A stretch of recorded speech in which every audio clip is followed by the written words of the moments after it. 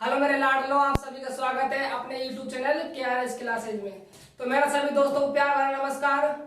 तो दोस्तों, जैसा कि आपको पता ही है कि आज हम आपको पहले एक इंट्रोडक्शन की वीडियो हम डाल चुके हैं, जो हमारा न्यू सिलेबस लॉन्च हुआ है NCERT। ठीक है दोस्तों, आप उस वीडियो को जाकर देखिए।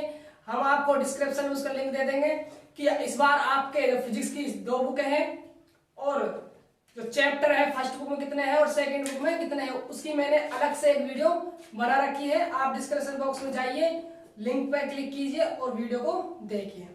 तो हम स्टार्ट कर रहे हैं आज 12th फिजिक्स का चैप्टर नंबर फर्स्ट। तो देखिए भाई, जो हमारा चैप्टर नंबर फर्स्ट होने वाला है, चैप्टर फर्स्ट, जिसका नाम है, देखिए नाम क्या है इसका, विद्युत आवेश एवं क्षेत्र। क्या नाम भाई दोस्तों, चैप्टर का नाम क्या नाम लो, विद्युत आवेश एवं क्षेत्र।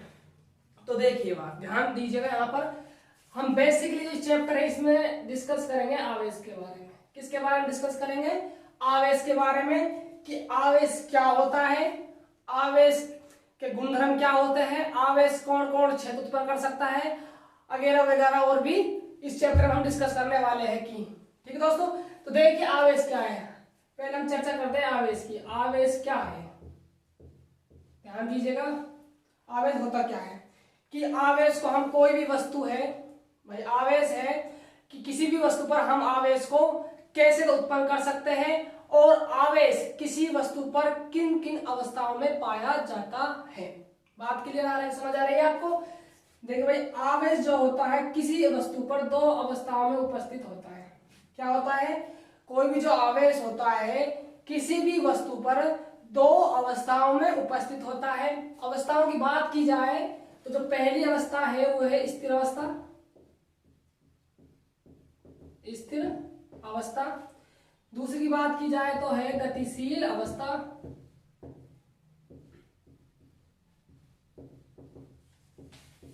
क्या है भाई? गतिशील अवस्था। देखिए, हमने आज चैप्टर नंबर फर्स्ट स्टार्ट किया है, मैं आपको फिर बता देता हूं, जिसका नाम है विद्युत आवेश एवं क्षेत्र।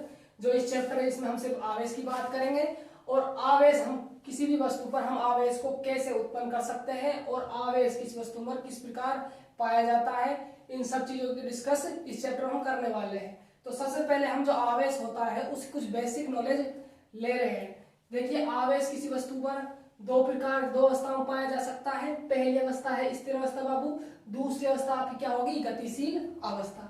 अब देखिए, आपने 11th क्लास में पढ़ा होगा कि जो गति होती है वो भी 2 प्रकार की होती है। क्या होती है? 2 प्रकार की। एक तो होती है समरूप गति, समरूप गति। दूसरी कौन सी होती है? असमरूप गति।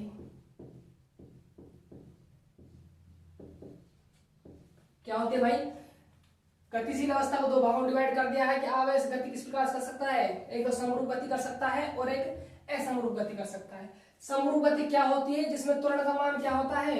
ऐसी गति जिसमें त्वरण क्या हो, 0 हो या 0 हो, वो क्या होती है? समरूप गति होती है।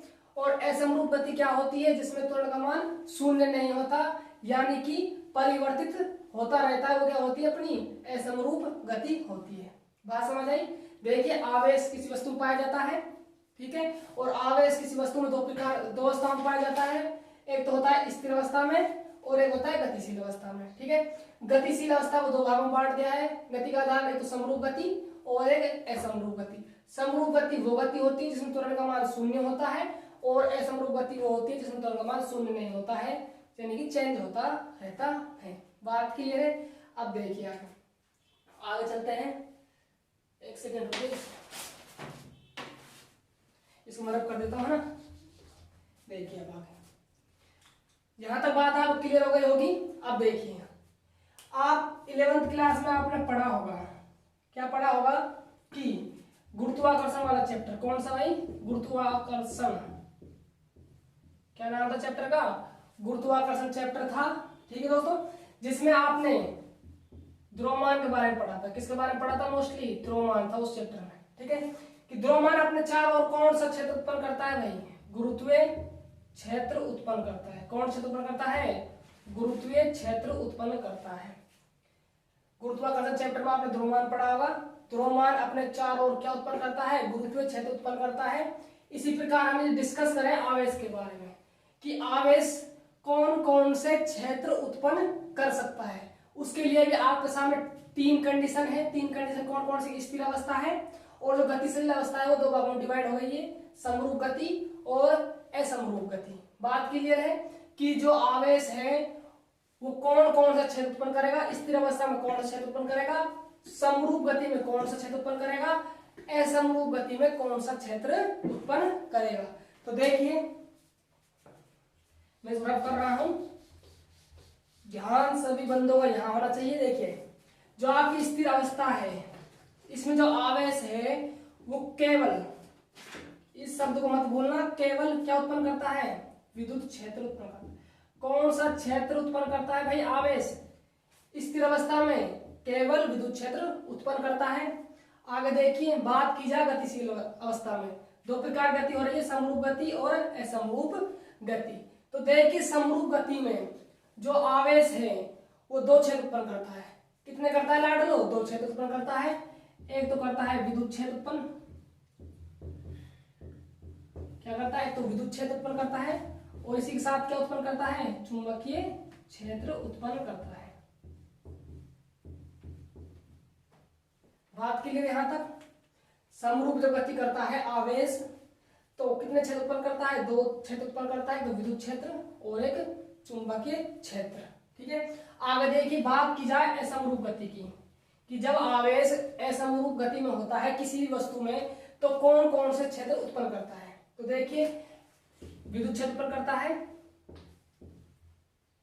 विद्युत क्षेत्र उत्पन्न करता है, चुंबकीय क्षेत्र उत्पन्न करता है, इसी के साथ कुछ तरंगे, विशेष प्रकार की तरंगे उत्पन्न करता है। क्या करता है? विशेष प्रकार की तरंग उत्पन्न करता है, जिसे क्या बोलते हैं? विद्युत चुंबकीय तरंगे। अलग से एक चैप्टर है, आप इसका आपके लिए आपकी बुक में दिया हुआ है विद्युत चुंबकीय तरंगे का, वहां पर हम डीपली स्टडी करेंगे। उसमें बहुत सारी तरंग होगी आपकी, रेडियो तरंगे, सूक्ष्म तरंगे, ठीक है, अवरक्त तरंगे, बहुत सारे तरंगे, तो वहां पर हम डिस्कस करेंगे। ठीक है, अब देखो मैंने आपको क्या पढ़ाया है अभी तक? आवेश के बारे में पढ़ा है कि किसी भी वस्तु पर आवेश दो अवस्था में उपस्थित हो सकता है। पहली अवस्था क्या हो सकती है? आवेश रहने की स्थिर अवस्था। दूसरी क्या हो सकती है? गतिशील अवस्था। बात की जाए गतिशील अवस्था को दो भागों में बांट दिया गया है गति के आधार पर, एक तो आवेश की समरूप गति, एक आवेश की असमरूप गति। ठीक है, उसके बाद हम पढ़ रहे हैं कि आवेश जब स्थिर अवस्था में होता है तो कौन सा क्षेत्र उत्पन्न करता है और जब गतिशील अवस्था में होता है तो किन किन क्षेत्रों का निर्माण करता है। बात क्लियर है? तो देखिए जब आवेश स्थिर अवस्था में होता है तो केवल विद्युत क्षेत्र का निर्माण करता है। जब आवेश गतिशील अवस्था में होता है, कौन सी गति में? समरूप गति में होता है, तो विद्युत क्षेत्र और उसी के साथ क्या उत्पन्न करता है? चुंबकीय क्षेत्र उत्पन्न करता है। और जब आवेश असमरूप गति में होता है तो विद्युत क्षेत्र प्लस में चुंबकीय क्षेत्र भी और कुछ विद्युत चुंबकीय तरंगे उत्पन्न करता है। यहां तक बात क्लियर हो गई है। अब देखिए मैं आपको 11th क्लास में ले जाता हूं दोबारा। ठीक है, देखो आपने पढ़ा होगा कि जो हमारी फिजिक्स है उसको दो शाखाओं में बांटा गया है। मेनली जो दो शाखा है मेन उनमें बांटा गया है। कौन कौन सी फिजिक्स में बांटा गया है? एक तो है आपकी चिरसम्मत भौतिकी। क्या है? चिरसम्मत भौतिकी। ठीक है, सेकंड है आपकी आधुनिक भौतिकी, यानी क्लासिकल फिजिक्स और मॉडर्न फिजिक्स। बात क्लियर है? अब देखिए भौतिकी है ना, चिरसम्मत भौतिकी कब लागू, मतलब चिरसम्मत भौतिकी जो है उसी भी देखा जाए तो हमारा जो 1900 से पहले वाली जो क्या पहले वाली जो फिजिक्स है वो किसमें आती है? चिरसम्मत भौतिकी में आती है। और जो हमारे आधुनिक फिजिक्स है, जो मॉडर्न फिजिक्स है, वो 1900 बाद में जो फिजिक्स है हमारी वो किसके अंदर रखी जाती है? आधुनिक भौतिकी के अंदर रखी जाती है। बात क्लियर है? अब देखो जो चिरसम्मत भौतिकी है उसकी भी बहुत सारी शाखा है। क्या है? उसकी भी बहुत सारी शाखा है। आपने 11th क्लास में ऊष्मा नाम का एक चैप्टर पढ़ा होगा जिसको किसमें रखा जाता है? ऊष्मा गतिकी में रखा जाता है। और अब आप 12th क्लास में प्रकाश का चैप्टर पढ़ोगे, उसे किसमें रखा जाता है? त्रिकाशिकी में रखा जाता है। यानी जो चिरसम्मत भौतिकी है उसकी क्या है, बहुत सारी शाखाएं है। जैसे प्रकाश को किसमें रखा गया, त्रिकाशिकी में रखा गया। ऊष्मा को किसमें रखा गया, ऊष्मा गतिकी में रखा गया। इसी प्रकार आवेश को आप किस शाखा में रखेंगे, यह आपके लिए एक सोचने वाली बात होगी। तो ध्यान रखिएगा, हम आवेश को वैद्युतिकी में रखेंगे। किस में रखेंगे भाई, वैद्युतिकी में रखेंगे। किस में रखेंगे, वैद्युतिकी में रखेंगे। यदि मैं आपसे पूछूं वैद्युतिकी क्या है, आवेश के बारे में अध्ययन करना क्या है, वैद्युतिकी है। बात क्लियर है, आगे चलते हैं। देखिए ये सिर्फ समझाने के लिए था, आपको नोट डाउन नहीं करना है बिल्कुल भी, ठीक है। आप प्लेस लगा देते हैं। अब देखिए वैद्युतिकी क्या है, आवेश के बारे में अध्ययन करना क्या कहलाता है, वैद्युतिकी कहलाता है। अब देखिए जो हमारी फर्स्ट बुक है फिजिक्स की, जो एनसीईआरटी का न्यू सिलेबस आया है, जो फर्स्ट बुक है आपकी, उसमें हम मोस्टली स्थिर अवस्था में ही आवेश का अध्ययन करेंगे। किसमें करेंगे, स्थिर अवस्था में ही आवेश का अध्ययन करेंगे। यानी कि जो हमारी फर्स्ट बुक है उसमें आवेश स्थिर रहेगा। मोस्टली एक दो चैप्टर है जिसमें आवेश गतिशील बन जाएगा, लेकिन मोस्टली कह सकते हैं 90% जो फर्स्ट बुक है आपकी उसमें आवेश हमेशा विराम अवस्था में रहेगा, ठीक है। जैसे ही आपकी सेकंड फिजिक्स आती है, सेकंड बुक आती है, उसमें आवेश गतिशील बन जाएगा। है एक दो चैप्टर फर्स्ट बुक में भी, लेकिन मोस्टली जो कवर कर रखा है वो आवेश को स्थिर अवस्था में ही कर रखा है, ठीक है। तो स्थिर अवस्था में यदि आप अध्ययन कर रहे हो आवेश का, तो ये वैद्युतिकी ना रहेगा, क्या बन जाएगा भाई, स्तर वैद्युतिकी। क्या बन जाएगा, स्तर वैद्युतिकी। बात क्लियर है। वैद्युतिकी क्या है, आवेश के बारे में अध्ययन करना तो वैद्युतिकी है, लेकिन स्थिर आवेश के बारे में अध्ययन करना क्या कहलाता है, स्थिर वैद्युतिकी कहलाता है, ठीक है। ये आपकी कुछ बेसिक नॉलेज थी, यहां से आपका चैप्टर स्टार्ट नहीं हुआ है। अब जो मैं आपको लिखवाऊंगा स्थिर वैद्युतिकी परिभाषा, वहां से आपका चैप्टर स्टार्ट होता है, ठीक है। ये आपको कुछ नॉलेज है बेसिक, ये आपको पता होना चाहिए। आप इसको नोट डाउन कीजिए, मैं तुम्हें आगे चलता हूँ। कीजिए नोट डाउन कीजिए, वीडियो पॉज करके आप स्क्रीनशॉट ले लीजिए। चलते हैं आगे, ले लिया होगा, ठीक है। देखो अब मैं बात कर रहा हूँ कि स्थिर वैद्युतिकी होती क्या है, ठीक है। ठीक है, देखो रब करते हैं इसको रहने दो, है ना, हेडिंग अपनी बन जाएगी। चलते हैं आगे, ठीक है, आ जाओ। स्थिर वैद्युतिकी क्या है, आपको क्या करना है, नेम से ही परिभाषा बनाना सीखना है। फिजिक्स ये कहती है कि आपको जितनी भी परिभाषा है वो रटनी नहीं है। बात क्लियर, और मैं रटाऊंगा नहीं आपको परिभाषा, मैं नाम से ही आपको परिभाषा बनाना सिखाऊंगा। लैंग्वेज इंपॉर्टेंट होती है फिजिक्स में तो, ठीक है। हर परिभाषा का मतलब अलग होता है, हर वर्ड का अलग अलग मतलब अलग होता है। बात क्लियर है। जैसे आपने देखा वैद्युतिक मतलब क्या होता है, आवेश के बारे में अध्ययन करना तो वैद्युतिकी है, लेकिन स्थिर वैद्युतिक लगाते ही स्थिर आवेश जो है, ये वर्ड है जो स्थिर आवेश, ये इंपॉर्टेंट है। बात क्लियर है। तो देखो स्थिर वैद्युतिक क्या हो जाएगा, स्थिर आवेश के बारे में अध्ययन करना क्या कहलाता है, स्थिर वैद्युतिक कहलाता है। या आप परिभाषा को और स्टैंडर्ड बनाना चाहते हो तो आप क्या लिख सकते हो, भौतिक विज्ञान की वह शाखा जिसमें स्थिर आवेश के गुणों और क्षेत्रों, या और कुछ भी आप कह सकते हो, जैसे क्षेत्र हो गया। और अब आप एक चैप्टर और है इससे अगला, ठीक है, उसका नाम क्या है, विद्युत विभव पढ़ेंगे आप। इस चैप्टर में क्या पढ़ोगे, विद्युत विभव पढ़ोगे, तो आप विद्युत विभव भी लिख सकते हो, ठीक है। यदि परिभाषा को आपको मॉडर्न बनाना है तो आप लिख सकते हो, या आप इतना लिख सकते हो, भौतिक विज्ञान की वह शाखा जिसमें स्थिर आवेश के बारे में अध्ययन किया जाता है, क्या कहलाती है, स्थिर वैद्युतिकी कहलाती है। ये भी सही है, जैसा आपका मन करे आप लिख सकते हो। इसको एग्जाम में कोई नहीं पूछ रहा, ये बस बेसिक नॉलेज है, पता होना चाहिए कि वैद्युतिकी क्या होती है और स्थिर वैद्युतिकी क्या होती है, ठीक है बाबू। आ जाओ, मैं लिखता हूं, आप नोट डाउन कीजिए। देखो भौतिक विज्ञान की वह शाखा जिसमें स्थिर, ठीक है, भौतिक विज्ञान की वह शाखा जिसमें स्थिर आवेश, जो ये वर्ड है स्थिर आवेश, इसको अंडरलाइन कर लीजिए, ठीक है। ये वर्ड लगाना बहुत जरूरी है, यदि आपने ये वर्ड नहीं लगाया तो आगे परिभाषा गलत हो सकती है स्थिर विद्युत की। बात क्लियर है। देखो भौतिक विज्ञान में वह शाखा जिसमें स्थिर आवेश के मोड़ परिभाषा बना देते हैं। स्थिर आवेश के गुण क्षेत्र लिख दो, क्षेत्रों और विद्युत विभव के बारे में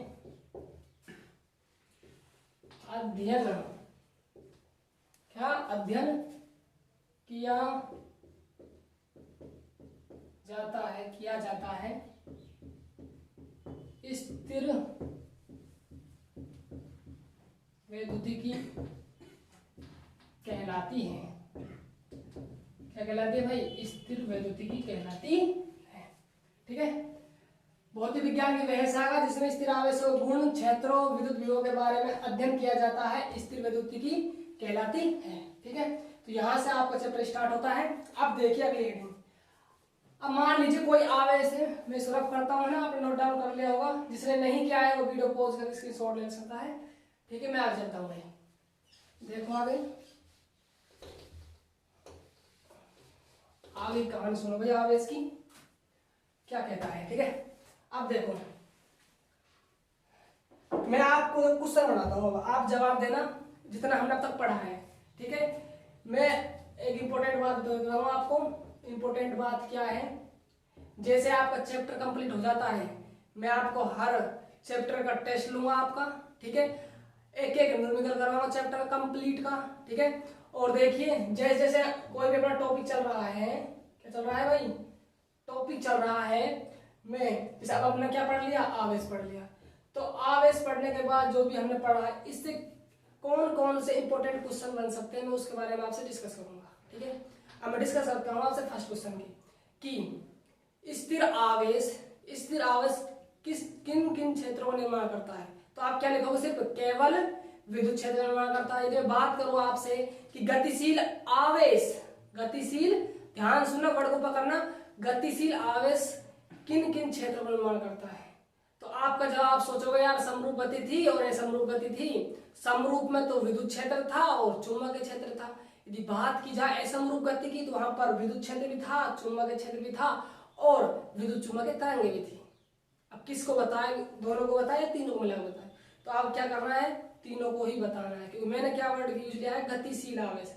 मैंने पर्टिकुलर ये नहीं किया आपसे कि समरूप गति की बात कर रहा हूं मैं या असमरूप गति की बात कर रहा हूं। ठीक है। तो चलते हैं आगे। पहला क्वेश्चन ये हो गया, दूसरा क्वेश्चन ये हो गया। ठीक है। और यदि बात की जाए कि आवेश किसी वस्तु पर कितनी अवस्था में पाया जा सकता है, तो मोस्टली दो अवस्था, स्थिर अवस्था और गतिशील अवस्था। ठीक है। ठीक है। अब चलते हैं आगे। देखो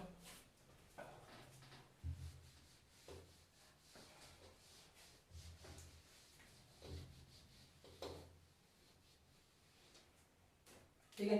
अब जो मैं बात कर रहा हूं कोई भी वस्तु है, किसे सिर्फ क्या पढ़ने वाले हम? स्थिर आवेश पढ़ने वाले। आवेश आवेश आवेश। आप दिमाग में इस बात तक सेट हो जानी चाहिए कि हम इस चैप्टर में क्या पढ़ेंगे? सिर्फ आवेश के बारे में पढ़ेंगे कि आवेश क्या होता है, कैसा होता है, इसे गुणधर्म क्या होते हैं, जो कैसे किसी वस्तु को उत्पन्न किया जा सकता है। बात के लिए तो देखो कोई भी वस्तु है उस पर आवेश को आप कैसे उत्पन्न कर सकते हैं। पहला क्वेश्चन क्या है हमारा? आवेशन का है कि किसी वस्तु को हम आवेश कैसे दे सकते हैं। ठीक है। यानी किसी वस्तु को हम आवेशित कैसे कर सकते हैं। तो देखिए ध्यान से समझना, यहां से आपका चैप्टर स्टार्ट होता है। ये ठीक है न्यू है, यहां से स्टार्ट हो रहा है। देखो मान लीजिए कोई वस्तु है, क्या है ये कोई वस्तु है। आप सभी को पता होगा कि वस्तु किससे मिलकर बनी होती है। बता भाई वस्तु किससे मिलकर बनी होती है? परमाणु से मिलकर बनी होती है। किससे मिलकर बनी होती है? परमाणु से मिलकर बनी होती है। और परमाणु के अंदर क्या क्या होता है उपस्थित? आप कहोगे सर जी एक तो प्रोटॉन होता, इलेक्ट्रॉन होता है। चलो कुछ किसी को पहले लिख लो, उससे कोई फर्क नहीं पड़ रहा। इलेक्ट्रॉन होता है। ठीक है। और क्या होता है? प्रोटॉन होता है। और क्या होता है? न्यूट्रॉन होता है। ये होता है वस्तु के अंदर क्या पाया जाता है? वस्तु किससे मिलकर बनी होती है भाई? परमाणु से। और प्रत्येक परमाणु के अंदर क्या पाया जाता है? कौन कौन से कण उपस्थित होते हैं? इलेक्ट्रॉन, प्रोटॉन और न्यूट्रॉन। ठीक है। अब देखिए देखो मैं आपको एक नॉलेज के लिए बता देता हूँ, इलेक्ट्रॉन और प्रोटॉन और न्यूट्रॉन संयुक्त रूप से किससे मिलकर बने होते हैं? ये कार्क से मिलकर बने होते हैं। क्या से मिलकर बने होते हैं? कार्क से मिलकर बने होते हैं। जिस प्रकार वस्तु किससे मिलकर बनी होती है? परमाणु से, उसी प्रकार ये तीनों कंप्लीट तीनों कार्क से मिलकर बने होते हैं। लेकिन ये थोड़ा हाई लेवल हो जाता है, आपको बस सिर्फ याद रखना है, ठीक है। अब देखिए मैं बात करता हूँ अब आवेशों की कि इलेक्ट्रॉन का आवेश कितना होता है। मैं यहाँ क्यों लिख रहा हूँ, इसका मतलब क्या है? आवेश ऑफ इलेक्ट्रॉन, ठीक है। इलेक्ट्रॉन का आवेश होता है -1.6 10⁻⁻19 कूलम। कितना होता है? 1.6 10⁻⁻19 कूलम। मॉडर्न जमाना है तो भाई कुछ मॉडर्न दिखाना होगा इसको, तो इसको किससे प्रेजेंट करते हैं? -e से करते हैं। जहां पर ये आपको e लिखा दिखाई दे रहा है फिजिक्स में, उसका मतलब क्या है? ये इलेक्ट्रॉन का आवेश है। और इलेक्ट्रॉन का आवेश कितना होता है? 1.6 10⁻⁻19 कूलम होता है। अब बात की जाए प्रोटॉन के आवेश की, तो कुछ नहीं करना, इसका आवेश इलेक्ट्रॉन के परिमाण के बराबर ही होता है, लेकिन चिन्ह क्या होता है? विपरीत होता है। प्लस का 1.6 10⁻⁻19 कूलम, ठीक है। इसको मॉडर्न दिखाना है तो प्लस ई कर देंगे, सही बात है। अब बात की जाए आवेश किसके? न्यूट्रॉन की, तो इसका कोई आवेश नहीं होता है। क्या नहीं होता है? आवेश नहीं होता है। इसका आवेश कितना होता है? 0 होता है। बात क्लियर है। यदि आपको इलेक्ट्रॉन दिखाना था, आप इलेक्ट्रॉन बार से दिखाते हो, यहाँ ई बार, ठीक है। यदि आपको प्रोटॉन को दिखाना है तो प्रोटॉन पी करते हो। यदि आपको न्यूट्रॉन को दिखाना है तो N0 करते हो। ये तरीका होता है इलेक्ट्रॉन प्रोटॉन न्यूट्रॉन को प्रेजेंट करने का। बात क्लियर है। तो यहाँ से हमने आवेश के बारे में बात की है, आवेश ऑफ इलेक्ट्रॉन, आवेश ऑफ प्रोटॉन, आवेश ऑफ न्यूट्रॉन, ठीक है। यदि आपको दिखाना पता होना चाहिए, इलेक्ट्रॉन को इससे दिखाते हैं, प्रोटॉन को P+ से और न्यूट्रॉन को N0 से, ठीक है, प्रदर्शित करते हैं, ठीक है। अब देखिए आगे, आपके बात समझ आ गई है। वस्तु को किससे मिलकर बनी है? परमाणु से। परमाणु के अंदर मूलभूत कितने कण पाए जाते हैं? 3 कण, इलेक्ट्रॉन प्रोटॉन न्यूट्रॉन, ठीक है। इलेक्ट्रॉन बता दिया आवेश, इलेक्ट्रॉन कितना आवेश होता है? ये प्रोटॉन का आवेश है, और न्यूट्रॉन पर कोई भी आवेश नहीं होता, ठीक है। अब देखो मैं आगे चलता हूं, देखिए देखो भाई लौट लो। अब देखो मान लीजिए ये कोई आपकी वस्तु है। क्या मान लिया आपने? इसको वस्तु मान लिया, ठीक है। अब देखो बात ध्यान दीजिएगा, ध्यान से, ध्यान सिर्फ बोर्ड पे होना चाहिए आपका। देखो मैं ये कह सकता हूं कि जो न्यूट्रॉन है उसकी कोई भी भागीदारी नहीं होगी वस्तु के अंदर, क्योंकि न्यूट्रॉन पर कोई आवेश नहीं है। भाई हम क्या पढ़ रहे हैं कि आवेश जो वस्तु हो किससे मिलकर बनी? परमाणु से। परमाणु के अंदर इलेक्ट्रॉन है, प्रोटॉन है, न्यूट्रॉन है। इलेक्ट्रॉन में कुछ ना कुछ आवेश होता है, जो मैं लिख दिया आपको। प्रोटॉन का भी आवेश होता है, लेकिन जो न्यूट्रॉन है उसका कुछ भी आवेश नहीं होता है। क्या है? उदासीन कण होता है। तो हम कह सकते हैं कि जो वस्तु है उसका जो संपूर्ण आवेश है उसमें न्यूट्रॉन की कोई भी भागीदारी नहीं है। तो न्यूट्रॉन तो गया काम से, गया रे गया, किसको गया? न्यूट्रॉन काम से गया बाबू। अब देखिए आप जरा, यहाँ पर ये वस्तु है, बात किस करने वाले सिर्फ हम इलेक्ट्रॉन की और प्रोटॉन की। हम क्या पढ़ रहे हैं मैं आपको फिर से बता देता हूँ, हम पढ़ रहे हैं आवेशन, किसी वस्तु को कैसे हम आवेशित कर सकते हैं, ठीक है, उसके बारे में डिस्कस कर रहे हैं। तो यदि आपको एक क्वेश्चन बन गया यहाँ से, क्या बन गया? एक क्वेश्चन बन गया कि आवेशन की प्रक्रिया में न्यूट्रॉन की भागीदारी होती है या नहीं होती, तो आपका जवाब क्या आएगा? नहीं होती, ठीक है। अब आगे चल के देखो, मैं वस्तु है, बचा क्या क्या? इलेक्ट्रॉन बचा और प्रोटॉन बचा, ठीक है। अब देखिए ध्यान दीजिएगा, यहाँ मान लीजिए वस्तु है, मैं मान रहा हूँ इसमें 5 तो क्या है? इलेक्ट्रॉन है, 5 इलेक्ट्रॉन, चलो इलेक्ट्रॉन हिंदी में लिख देते हैं ना, 5 इसके अंदर इलेक्ट्रॉन है। 5 में क्या मान रहा हूँ? इसके अंदर प्रोटॉन मान रहा हूँ। आप कुछ अपने मन में जो है उसको मान सकते हो, ठीक है। जरूरी नहीं जो मैं मान रहा हूँ आप उसको ही मानो, आप 6 मान लो, उनको 10 मान लो, डिपेंड करता है आप पे, ठीक है। अब देखिए ध्यान दीजिएगा, यहाँ पर इसमें 5 इलेक्ट्रॉन है, 5 ही प्रोटॉन है। यदि बात करता हूँ मैं कुल आवेश की कि जो ये वस्तु है इस पर कितना कुल आवेश, टोटल आवेश कितना है, तो देखिए 5 इलेक्ट्रॉन है तो 5 ही हो गया, ठीक है। इलेक्ट्रॉन है, इसका आवेश कितना होता है? माइनस का होता है ई। 5 इलेक्ट्रॉन है तो 5 - 5 ही हो जाएगा। बात क्लियर है। 5 ही प्रोटॉन है, प्रोटॉन को प्रेरित करते हैं प्लस ई से, यानी कि एक प्रोटॉन का आवेश प्लस ई होता है, तो 5 प्रोटॉन का आवेश हो जाएगा +5 ई।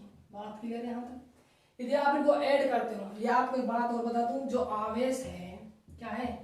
आवेश है वो क्या है? एक अदिश राशि है। ये अच्छा क्वेश्चन है, इसको आप नोट डाउन कर सकते हो कि जो आवेश क्या होती है, अदिश राशि होती है, और अदिश राशियों को जो बीजगणित योग करते हैं, सिर्फ क्या करते हैं, बीजगणित योग करते हैं। सिंपल फॉर्म आता है पूर्णांक रूप में, किस में आता है, पूर्णांक रूप में, किस में आता है, बीजगणित योग करते हैं अदिश राशियों को, किस में आता है, पूर्णांक है, यानी 1 2 3 4 5 6 7 0 स्टार्ट है, ठीक कुछ। अब देखिए, और अदिश और सदिश जो राशि होती है उनको क्या करते हैं, हम सदिश योग करते हैं। सदिश योग कैसे करते हैं, आपने पढ़ा होगा, r equal to under root P square plus में क्यू स्क्वायर प्लस में 2pq cos थीटा, ये क्या होता है, ऐसे इनका परिणाम निकालते हैं, ठीक है, बात क्लियर है। ये सदिशों का होता है, ये अदिशों का होता है, पूर्णांक रूप में दिशा आती है, और ये सदिशों का सदिश में होता है, ठीक है। अब देखिए अब आगे क्या होता है, तो हाँ बीजगणित योग करना है आवेश का। आवेश कैसी राशि है, अदिश राशि है, तो कैसे बीजगणित होगा, पूर्णांक रूप में। तो माइनस का 5 ही प्लस का 5 ही कितना हो जाएगा, 0। क्या आ गया टोटल आवेश इस वस्तु पर, 0। इसका मतलब क्या है, ये वस्तु उदासीन है, क्या है, उदासीन, उदासीन। तो यहां से एक जबरदस्त क्वेश्चन बाहर निकल जाता है। क्वेश्चन में आपके सामने दो रख रहा हूं, सामने क्या क्वेश्चन रख रहा हूं, दो सामने, बड़े शानदार शानदार क्वेश्चन होंगे, जवाब दीजिएगा। पहला क्वेश्चन आपके सामने ये है कि उदासीन वस्तु पर, ध्यान सुनना, उदासीन वस्तु पर आवेश नहीं होता। पहला क्वेश्चन क्या है, ध्यान सुनो, कि जो उदासीन वस्तु होती है उस पर कोई भी आवेश नहीं होता है। दूसरा क्वेश्चन क्या है कि उदासीन वस्तु पर कुल आवेश शून्य होता है। तो आपका जवाब क्या आएगा लाडलो, कि उदासीन जो वस्तु क्या है, उदासीन वस्तु पर आवेश नहीं होता, पहला क्वेश्चन ये है। दूसरा क्वेश्चन क्या है, उदासीन वस्तु पर कुल आवेश शून्य होता है, ठीक है। तो ये पहला क्वेश्चन है आप, ये रॉन्ग होगा। रॉन्ग क्यों होगा, कि उदासीन वस्तु पर कोई, मैं क्या बोला आपसे, उदासीन वस्तु पर कोई आवेश नहीं होता। आवेश तो होता है, लेकिन कैसा होता है, परिणाम में समान होता है, लेकिन चिन्ह क्या है इनका अलग अलग। एक तो नेगेटिव होता है, इलेक्ट्रॉन का नेगेटिव में, और प्रोटॉन का प्लस में होता है। कहने का मतलब ये आवेश क्या होते हैं, बराबर होते हैं, लेकिन चिन्ह क्या होते हैं, कि विपरीत होते हैं। जैसे हम इनका अदिश बीजगणित योग करते हैं तो क्या निकल आता है, 0। 0 क्या होता है, यानी कोई भी आवेश नहीं, इसका मतलब क्या है, उदासीन है। तो हम कह सकते हैं कि उदासीन वस्तु का कुल आवेश क्या होता है, शून्य होता है। जो सेकंड क्वेश्चन आपका राइट होगा। बात क्लियर है, यहाँ से क्वेश्चन निकला, मैंने आपको बता दिया। मैं आगे चलता हूँ। अब देखिए आपकी नजर सिर्फ बोर्ड पर होनी चाहिए, ठीक है। अब देखो भाई, जो ये वस्तु है, मुझे ये क्या करनी है, धनात्मक आवेश देना है इसको। कैसे करना, क्या करना है इसका, धनात्मक, यानी कि 0 से उदासीन से इसका बनाना है, धनात्मक बनाना है, यानी कि पॉजिटिव चार्जेस करना है इस वस्तु को, ठीक है। तो मैं किन किन तरीकों से इसको कर सकता हूँ, तो देखिए मैं इसके दो तरीके हो सकते हैं। क्या तरीके हो सकते हैं, दो तरीके। ये वस्तु रही हमारी, ये वस्तु है, ठीक है। दोबारा सुनिए, ये वस्तु है आपकी, अभी उदासीन है, मुझे इसको धनात्मक बनाना है। तो धनात्मक में इसको दो तरीके से बना सकता हूँ। कैसे, एक तो आप ऐसा काम कीजिए कि आप प्रोटॉनों की संख्या को बढ़ा दीजिए। जैसे आपने प्रोटॉनों की संख्या को बढ़ाया, जैसे 5 इलेक्ट्रॉन आपने 6 कर दिया प्रोटॉन को, मान लीजिए 5 इलेक्ट्रॉन है, ठीक है, और यहाँ पर 5 प्रोटॉन मान लीजिए, 6 मान लीजिए, प्रोटॉन बढ़ाना ना आपको, हाँ 6 मान लीजिए इसको। आप इसका बीजगणित योग करते हो तो माइनस का 5 ही हो जाएगा ये तो, और ये प्लस का 6 ई हो जाएगा। यदि आप इनको ऐड करते हो तो क्या निकल आता है, प्लस का ई, यानी कि पॉजिटिव क्या हो गई वस्तु, धनात्मक चार्जेस हो गई है, ठीक है। एक तरीका तो ये हो गया। ये तरीका कब है, जब आप प्रोटॉन को बढ़ाते हो, यानी प्रोटॉन के मान को बढ़ाते हो। अब देखिए सेकंड तरीका। सेकंड तरीका क्या होता है, हो सकता है आप सोचिए, सेकंड तरीका यह हो सकता है कि सर जी आप ऐसा कीजिए, इस बार आप इलेक्ट्रॉन की संख्या को कम कर दीजिए। मैंने कहा बात तो आपकी सही है, जैसे आप प्रोटॉन की संख्या को सेम रहने दीजिए, 5 इलेक्ट्रॉन है तो 5 रहने दीजिए। आप ऐसा कीजिए कि इलेक्ट्रॉन की संख्या को कम कर दीजिए। मैंने सोचा यार चलो कम करके देखते हैं काम बन जाता है। हाँ काम बन रहा है। जैसे आपने इलेक्ट्रॉन को 4 कर देते हो आप, तो प्रोटॉन 5 रह जाएंगे, ऐड करोगे तो आप प्लस का ई निकल के आने वाला है। तो मैं लिखता हूँ, देखिए तो इलेक्ट्रॉन कम करना है तो 4 इलेक्ट्रॉन, ठीक है, प्रोटॉन की संख्या सेम रखनी है 5 प्रोटॉन। आप इनको बीजगणित योग करते हो तो 4e माइनस का आएगा, मैंने आपको लिखाया हुआ है, देखो माइनस का ई है ना, और प्लस का 5 ही। यदि आप इनको ऐड करते हो तो प्लस का ई निकल कर आता है। यानी कि पॉजिटिव। क्या निकल आता है? पॉजिटिव। ठीक है, ध्यान दीजिएगा। क्वेश्चन क्या था अपना कि अब यहाँ से क्वेश्चन क्या बनने वाला है, ध्यान दीजिएगा। किसी वस्तु को धनात्मक आवेशित करने कैसे कर सकते हो? किसी वस्तु को धनात्मक आवेशित आप कैसे कर सकते हो? मैं यहां पर लिखता हूं, ध्यान दीजिएगा। किसी वस्तु को धनावेशित कैसे कर सकते हैं? क्या क्वेश्चन है आपके सामने? किसी वस्तु को धनावेशित कैसे कर सकते हैं? तो आपके दिमाग में दो जवाब आए होंगे। कितने जवाब आए होंगे भाई? 2 जवाब आपको नजर भी आ रहे होंगे। पहला क्या है कि ऐसा कीजिए कि आप प्रोटॉन की संख्या को बढ़ा दीजिए। ठीक है, ऐसा कीजिए कि आप इलेक्ट्रॉन की संख्या को घटा दीजिए। यही 2 तरीके हैं जिनसे हम क्या कर सकते हैं, किसी वस्तु को धनावेशित कर सकते हैं। ठीक है, यही तरीके हैं किसी वस्तु को धनावेशित करने के। अब देखो मेरा जवाब क्या निकल आता है तुम्हारे सामने कि इन दोनों में से एक तरीका सही है। आपका एक जवाब सही है, और एक क्या है? गलत। कई भैंस पानी में। 2 जवाब थे आपके, मैं कह रहा हूं उनमें से एक सही है और एक गलत है। अब आप दिमाग लगाइए कि एक जवाब सही क्यों है और एक जवाब गलत क्यों है, इसका रीजन क्या है। ठीक है, थोड़ा लगाइए दिमाग अपना भी। देखो मैं रीजन बता देता हूँ। जो आपका ये जवाब है ये बिल्कुल गलत है। क्या है भाई? बिल्कुल गलत है। मैंने आपको समझाने के लिए रखा था, कंफ्यूज करने के लिए लिया था, ये लेना जरूरी था जिससे कि आपको ये जो कंसेप्ट ये अच्छी तरीके से समझ आ जाए। अब देखिए ये तरीका गलत क्यों है, आ जाइए मैं उसको रब कर देता हूँ। ठीक है, अब देखो ये तरीका गलत क्यों है, हर चीज का रीजन मिलेगा। ठीक है, अब देखो गलत क्यों है। आपने 11th क्लास में चैप्टर नंबर 1 में 4 बलों के बारे में स्टडी की होगी। कौन कौन से बल थे? एक तो था भाई विद्युत चुंबकीय बल, एक क्या था? दुर्बल बल, एक क्या था? नाभिकीय बल था, और एक जो आपका बल था, पहला क्या था? दुर्बल बल, दूसरा क्या है आपका? चुंबकीय बल, और तीसरा क्या है आपका? नाभिकीय बल, और चौथा क्या है? विद्युत बल। ठीक है, ये आपने बलों के बारे में स्टडी की होगी, 4 बलों के बारे में। मैं बात करता हूं नाभिकीय बल के बारे में। नाभिकीय बल किसके बारे में बात करता हूं? नाभिकीय बल के बारे में बात करता हूं। ठीक है, हम किसको हमने गलत माना है? प्रोटॉन वाले को। क्या प्रोटॉन की संख्या बढ़ाकर किसी भी वस्तु को धनावेशित नहीं कर सकते हो? तो हमारा मुद्दा ये चल रहा है कि धनावेशित हम क्यों नहीं कर सकते, उसी के लिए सारा काम किया जा रहा है। आपकी नजर से बोर्ड होनी चाहिए। देखिए भाई, नाभिकीय बल, जो नाभिकीय बल होता है वे गुरुत्वाकर्षण बल से। किससे भाई? गुरुत्वाकर्षण बल पढ़ा होगा आपने, गुरुत्वाकर्षण देख लेना है, नींद आप प्रॉब्लम है ना, समझ आना चाहिए। गुरुत्वाकर्षण बल, जो गुरुत्वाकर्षण जो नाभिकीय बल होता है वो गुरुत्वाकर्षण बल से 10⁻39 गुना अधिक होता है। यही मेन रीजन है। अभी आपके बात समझ नहीं आई होगी मुझे उम्मीद है। अब मैं आपको समझाता हूँ डायग्राम से। यह आपका परमाणु होता है, परमाणु के अंदर क्या होता है? नाभिक होता है, जिसे आप क्या कहते हो? परमाणु के अंदर नाभिक है। नाभिक के अंदर क्या क्या पाए जाते हैं? प्रोटॉन पाया जाता है, और क्या पाया जाता है? न्यूट्रॉन पाया जाता है। नाभिक के अंदर क्या क्या उपस्थित होता है लाडलो? प्रोटॉन प्लस में न्यूट्रॉन, जिसे आप क्या बोलते हो? न्यूक्लियॉन। ठीक है, चलो 2 की कहानी समझ आ गई। प्रोटॉन पता लग गया, न्यूट्रॉन पता लग गया। नाभिक के अंदर मैं पढ़ाऊंगा, अलग से एक चैप्टर है परमाणु का, उसमें कंप्लीट डिस्कस करेंगे कि परमाणु क्या होता है, इसके अंदर क्या होता है, कैसे चक्कर लगाते हैं, क्या क्या होता है इसमें वगैरह वगैरह, है ना। वहां डीपली हम स्टडी करेंगे। फिलहाल आप इतना समझना है कि हमें प्रोटॉन के बारे में, प्रोटॉन कहाँ पाया जाता है? नाभिक के अंदर पाया जाता है। बचा क्या? इलेक्ट्रॉन बचा है तीनों भाइयों में से, है ना। अब इलेक्ट्रॉन कहाँ चक्कर लगाता है? इन दोनों के चारों ओर, यानी कि वृत्ताकार कक्षाओं में चक्कर लगाता है इलेक्ट्रॉन। अब देखिए आप ध्यान दीजिएगा, ये नाभिक है, नाभिक के अंदर क्या पाया जाता है? प्रोटॉन पाया जाता है।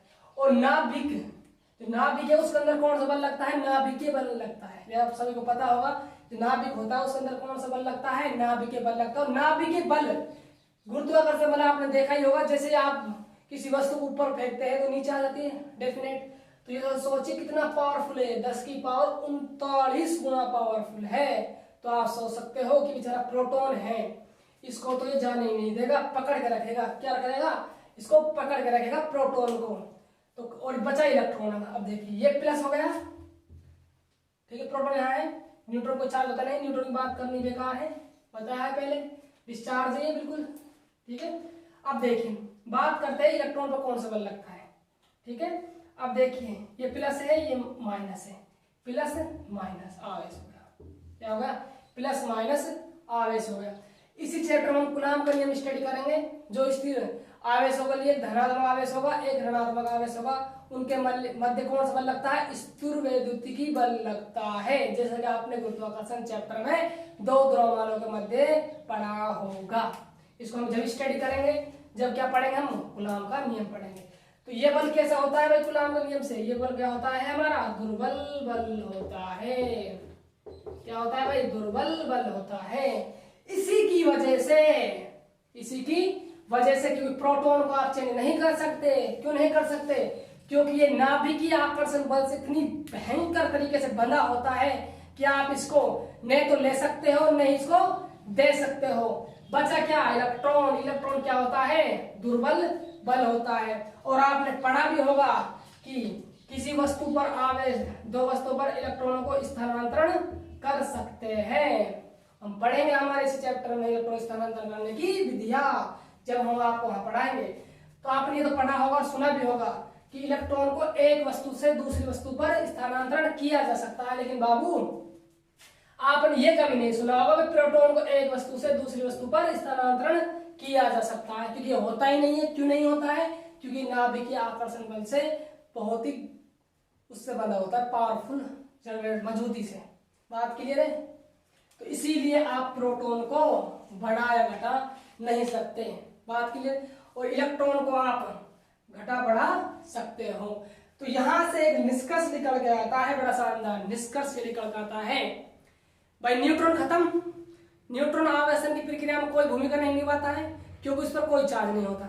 बात की जाए प्रोटॉन की, प्रोटॉन को आपको मैंने भी समझाया, ये नाभिकीय आकर्षण बल से बंधा होता है, इसका भी कोई योगदान नहीं होता है आवेशन में। किसी वस्तु को आप आवेशित करना है तो नहीं तो न्यूट्रॉन का, मैं बोलूँ आपसे कि किसी वस्तु को आवेशित करना है, न्यूट्रॉन का योगदान होता है ना, प्रोटॉन का होता है ना, इलेक्ट्रॉन का होता है हाँ।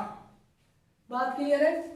तो किसका होता है, इलेक्ट्रॉन का होता है, प्रोटॉन न्यूट्रॉन का बिल्कुल नहीं होता है। तो दोस्तों मैंने आपको इसको समझा दिया है, ये सिर्फ समझाने के लिए था, ठीक है। हमें क्या पढ़ना है, आवेशन पढ़ना है। क्या पढ़ना है भाई, हमारी हेडिंग क्या थी, आवेशन थी। मैं बात करता हूँ, देखो डेफिनेशन अब निकालते हैं, परिभाषाओं क्या क्या आप इसमें से निकाल सकते हो अंदर से, कौन कौन से जो पॉइंट हो सकते हैं इंपोर्टेंट, जो आपको परीक्षा में काम आ सकते हैं। देखो आवेशन क्या होता है, किसी वस्तु को आवेशित करने की प्रक्रिया क्या है, आवेशन है। पहला पॉइंट कंप्लीट हमारा, पहला पॉइंट कंप्लीट होता है। दूसरे पॉइंट की बात करता हूं मैं। देखो ये चीज आपको बेसिकली पता होगी है ना, कोई लिखने की, नोट डाउन करने की कोई भी आवश्यकता नहीं है। और यह मैंने आपको समझाने के लिए लिखा था प्रॉपर, आपको इसको आप समझ सकते हो, और लिखना चाहो तो आप इसको लिख भी सकते हो, है ना।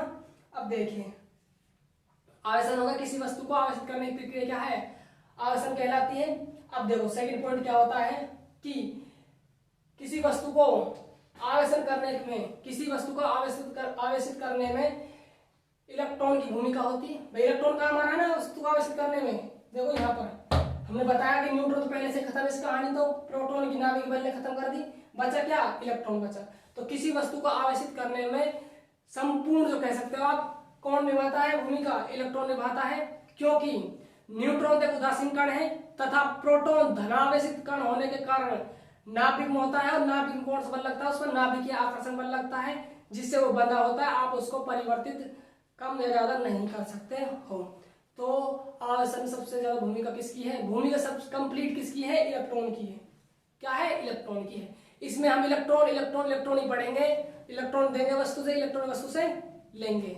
बात क्लियर है। तो मैं इसको लिखता हूँ आपके लिए, आप इसको कवर करना चाहते तो कर सकते हो, है ना, स्क्रीन पॉज करके।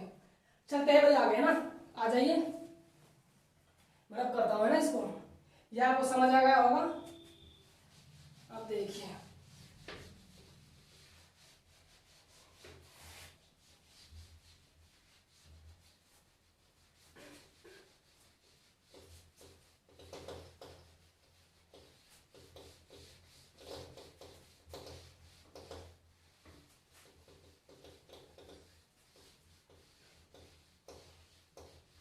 देखो आवेशन, किसी वस्तु को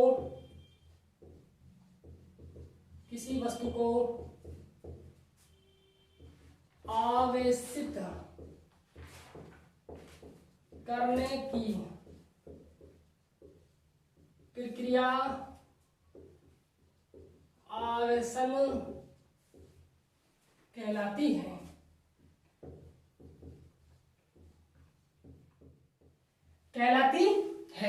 अब देखिए आप आगे अगला एक एरो बनाइए आप, बड़ा शानदार सा, ठीक है। अब देखिए आवेशन पता चल गया, किसी वस्तु को आवेशित करने की प्रक्रिया आवेशन कहलाती है, ठीक है। अब आवेशन किससे आप कर सकते हो, तीन चीज पढ़े हमने वस्तु में। परमाणु, वस्तु किससे मिलकर बनी होती है, परमाणु से, और परमाणु के अंदर तीन कण पाए जाते हैं, इलेक्ट्रॉन, न्यूट्रॉन, प्रोटॉन। न्यूट्रॉन काम खत्म, प्रोटॉन का नाभिक बल ने खत्म कर दिया, सिर्फ आवेशन में कौन भाग लेगा, इलेक्ट्रॉन लेगा। तो वही चीज लिखने वाला हूं मैं यहाँ पर, देखो केवल इलेक्ट्रॉन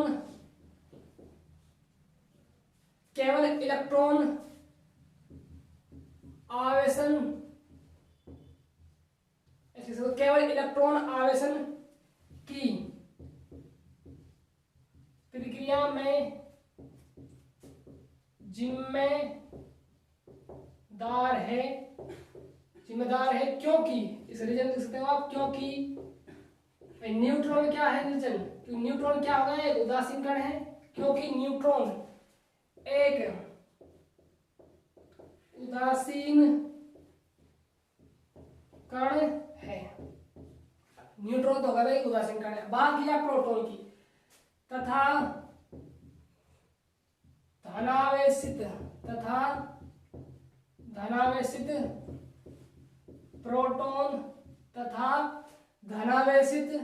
प्रोटॉन नाभिक में पाया जाता है। बात क्लियर है, नाभिक में पाया जाता है प्रोटॉन, तथा धनावेशित प्रोटॉन नाभिक में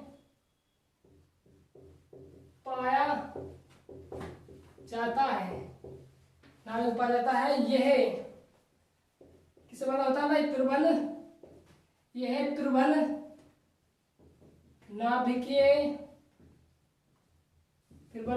आकर्षण बल से बंधा होता है, ठीक है। जिससे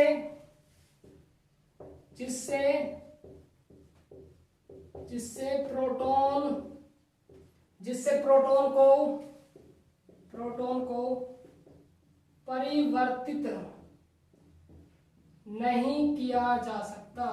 परिवर्तित नहीं किया जा सकता है, ठीक है। बात की केवल इलेक्ट्रॉन आवेशित प्रक्रिया में जिम्मेदार है, क्योंकि न्यूट्रॉन एक उदासीन कण हो जाता है, और धनावेशित प्रोटॉन है जो नाभिक में पाया जाता है, और इस पर क्या लगा होता है, प्रबल नाभिकीय आकर्षण से लगा होता है, जिससे प्रोटॉन को परिवर्तित आप नहीं कर सकते हो, ठीक है। सिर्फ क्या बचेगा, इलेक्ट्रॉन। मैं जब भी चैप्टर में किसकी बात करूँगा, सिर्फ जब भी वस्तु को आवेशित करना होगा या किसी वस्तु को आवेश उपस्थित होगा तो मैं सिर्फ इलेक्ट्रॉन की बात करूँगा, ठीक है। आपको रीजन पता है क्यों करूँगा, ठीक है। आगे चलता है, आगे देखिए अगला एरो। अभी बताइए आप, ये वस्तु थी अपनी, मान लीजिए आपको ये बात क्लियर हो गई, हमें इलेक्ट्रॉन की बात करनी थी, ठीक है। मान लीजिए मैं इस वस्तु पर इलेक्ट्रॉन की मात्रा को बढ़ा रहा हूँ, इलेक्ट्रॉन का मान बढ़ा रहा हूँ। यदि इलेक्ट्रॉन का मान बढ़ेगा तो वस्तु ऋणात्मक होगी या धनात्मक होगी भाई, आपको पता होना चाहिए। इलेक्ट्रॉन क्या है, ऋणात्मक है। जितना आप ऋणात्मक आवेश वस्तु को दोगे तो वस्तु कैसे हो जाएगी, ऋणात्मक हो जाएगी। यदि इलेक्ट्रॉन आप वस्तु से बाहर निकालोगे तो सीधी सी बात है कि जो वस्तु है उसमें इलेक्ट्रॉन कमी हो रही है। इलेक्ट्रॉन की कमी होने का मतलब क्या है, ऋणावेशित आवेश की कमी हो रही है, यानी वस्तु क्या होगी, धनावेशित हो जाएगी। ठीक है भाई, प्रोटॉन पाए जाएंगे ना इसमें, बात क्लियर है। एग्जाम्पल समझ लो, 5 इलेक्ट्रॉन है, 5 क्या है, प्रोटॉन है। पहला कंसेप्ट क्या है, आपको इलेक्ट्रॉन की मात्रा क्या करनी है, बढ़ानी है। जैसे आपने इलेक्ट्रॉन बढ़ाया तो 5 से क्या हो 6, तो आप एक ऐड करोगे तो 6 इलेक्ट्रॉन माइनस और प्लस का 5 इलेक्ट्रॉन हो जाएगा। ठीक है, क्या बचेगा, माइनस का ई, क्या बच गया, माइनस, नेगेटिव हो जाता है। ठीक है, यदि बात की जाए किसकी, अब यदि मैं इलेक्ट्रॉन को घटाता हूँ, इलेक्ट्रॉन की संख्या को कम करता हूँ, तो इलेक्ट्रॉन 5 से क्या हो गए, 4 हो गए, 5 प्रोटॉन है ही, तो 4e माइनस का और प्लस का 5e, कितना हो जाएगा, प्लस का कितना हो जाएगी, पॉजिटिव हो जाएगी वस्तु, यानी कि धनात्मक आवेशित हो जाएगी। ठीक है, बात की जाए, मैं इसको लिखने वाला हूँ, देखिए आगे।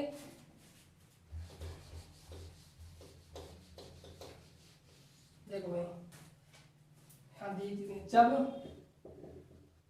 वस्तु पर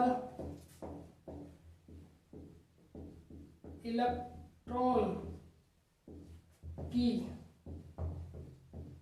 संख्या को बढ़ाया जाता है, तो जब वस्तु पर इलेक्ट्रॉन की संख्या को बढ़ाया जाता है तो वस्तु ऋणावेशित, तो वस्तु क्या हो जाती है भाई, ऋणावेशित हो जाती है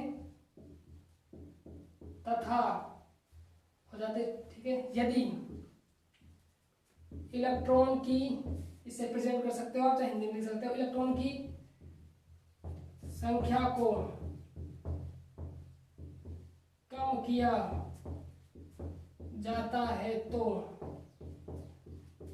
वस्तु क्या हो जाती है भाई, धनावेशित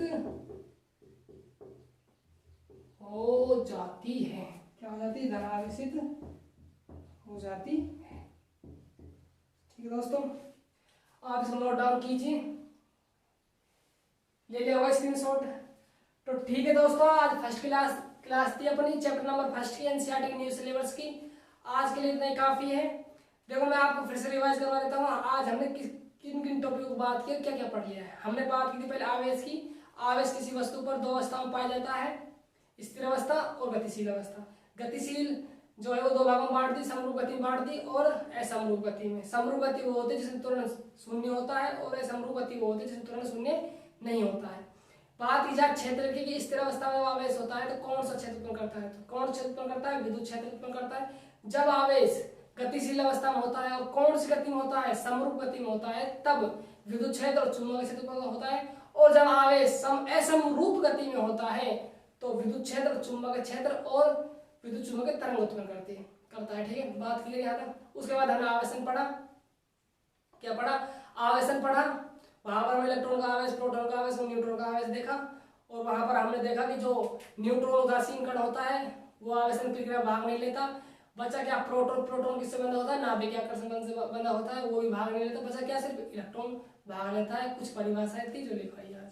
ठीक है दोस्तों, यदि आपको ये वीडियो अच्छी लगी और जितने भी आपके छोटे भाई बहन हैं जो 12th क्लास में है, उनके पास जितना हो सके आप इस वीडियो को शेयर कीजिए और हमारे चैनल को सब्सक्राइब कीजिए, जिससे कि, और बेल आइकन को ऑन करना ना भूलिए, क्योंकि जब भी हमारे आप वीडियो आएगी तो सबसे पहले आपके पास नोटिफिकेशन पहुंच जाएगी।